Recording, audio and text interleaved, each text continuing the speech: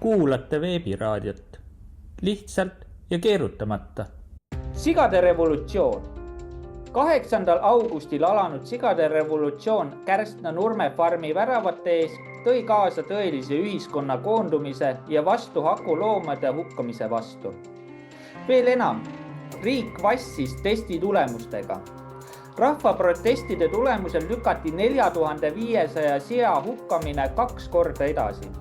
Kuigi meedias väideti, et tegemist on kohutava katkuga ja loomad justkui piinlevad ning jooksevad ise verest tühjaks.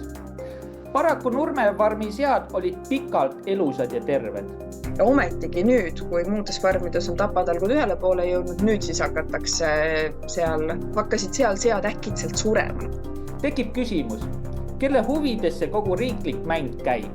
Mina mäletan, minul tekkis kohe võrdlus 1987. aastal alanud fosforiidisõjaga, sest fosforiidisõda ei olnud ju otseselt laupkokkupõrge Nõukogude korraga ja sellest kasvas välja kodanikuliikumine, mis lõppes iseseisvuse taastamisega. Ja mina ütleks, et sigade revolutsioon võib mängida sama rolli. Et ma olen väga tänulik, et inimesed nagu nii kiiresti reageerisid sõna otse mõttes üle Eesti ja tulid kohale, et see on nagu midagi täiesti fenomenaalset ja loomulikult sel päeval ma suhtlesin ka enne seda kõike, enne minekut suhtlesin, sain telefoninumbri ühesõnaga tegevjuhilt ja ma rääkisin talle oma idee ära, et ma ütlesin, et see ei ole mitte mingisugune poliitikaga tol hetkel ei olnud üldse, ma ei mõelnud üldse poliitika pealegi, et ta ütles, et tulge, kui te tahate, temad midagi teha ei saa, sest need sead lähevad kohe siin laupäeva hommikul tapmisele. Ja minu jaoks algas see päev ka niimoodi reede vist hommikul, kui ma hakkasin ka vaatama, juba neljapäeva õhtul ma jälgisin ka, et ma nägin neid postitusi, eks, aga siis ma hakkasin nagu juurde mõtlema seal ja siis reede hommik läks juba sinna suunda, kus ma ka isiklikult tegevjuhiga lõpuks suhtlesin ja üritasin teda ikka motiveerida, et peame vastu veel, et me tuleme appi ja nii edasi, eks ju.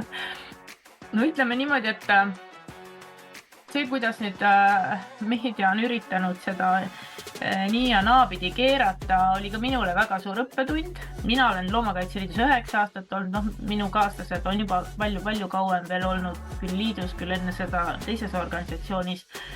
Et meie ju teame, mismoodi on Põllumajandus- ja Toiduameti käekiri. Et me oleme ju seda aastaid näinud. Täna ma olen paljastanud oma videote ja piltidega, kui ma käisin Ilmatsalu farmi seda nii-öelda seda koristust või seda tapmist ja kõike seda seal filmimas.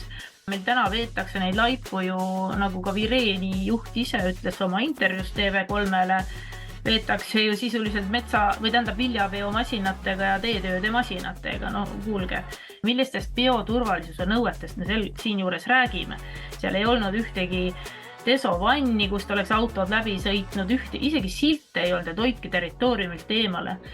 Selles osas täiesti nõustun ja muidugi tegelikult tänane saade on mul ehitatud üles poliitika vabalt. Sellepärast ma ka tänase saate tegin veits erandi, et siin Kertu Luisk oli meil koduperenaine ja nii edasi. Ja järgmine saade kindlasti seda ei ole. Et ma üritasin poliitneutraalse saate teha, aga välja tuli ikka nagu alati.